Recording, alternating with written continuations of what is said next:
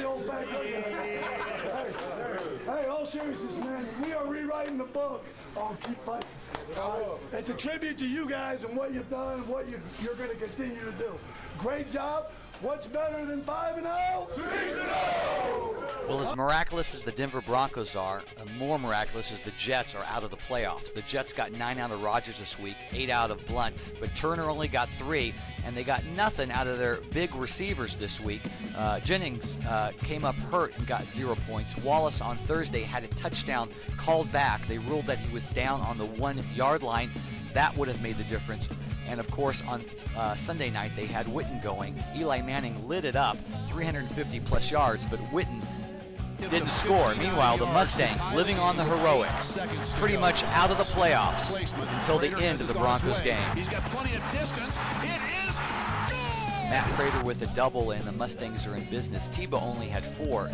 Sean Green had 13.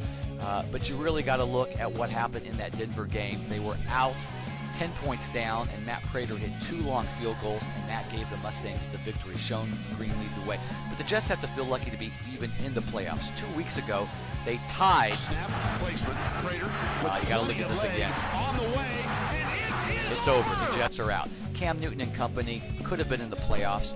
Marcus Colston had 3 points in the first quarter and never got another catch in that game. They would have beat the Jets. They would have been in the playoffs, and they would have beat the Mustangs this week. The Animal Dogs team could be the team that's facing the Truants this week. Brady and company is hoping that AP will be ready to play, but it's going to be tough. It's going to be a good matchup over there. Meanwhile, the Chiefs got 4 touchdowns out of Drew Jones. They led the way and win the $100 prize this week.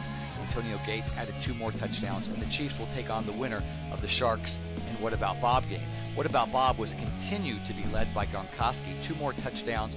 The guy has already set a record for tight ends, setting a record for 2 years for quarterback receiver points. Stafford had 9, but Foster with only 2, and Lloyd only 3 on Monday night, even though he was targeted in the end zone, and the Rams had twice in the red zone, but they didn't do the job. Meanwhile, the Sharks, led by their 2 running backs, McCoy and Rice, a monster tandem. Has the league ever known a better? I don't know. The Sharks came away with a victory this week. Phillip Rivers had 9, but McCoy and Rice were the ones in double figures. Crosby had 14. And now look at what they had on the bench. D'Angelo with 15, Santana Moss with 15. The Sharks are going to have some tough decisions to make coming into their biggest game. And now let's look at the big races. The biggest loser race is pretty much over. The Hellcats have got the first pick.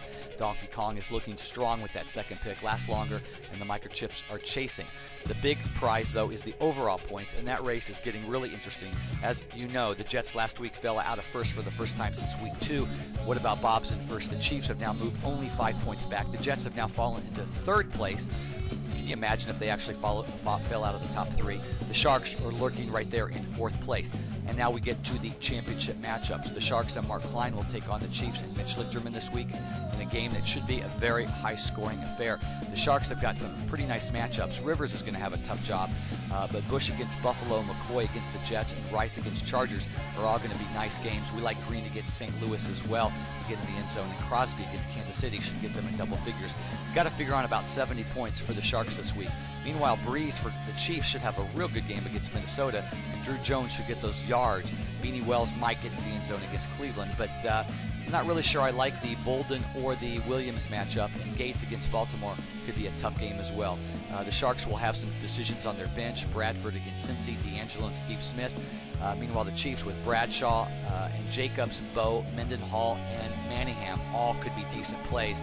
Let's go look at the other conference. Tebow and company should do a little better this week against the New England defense.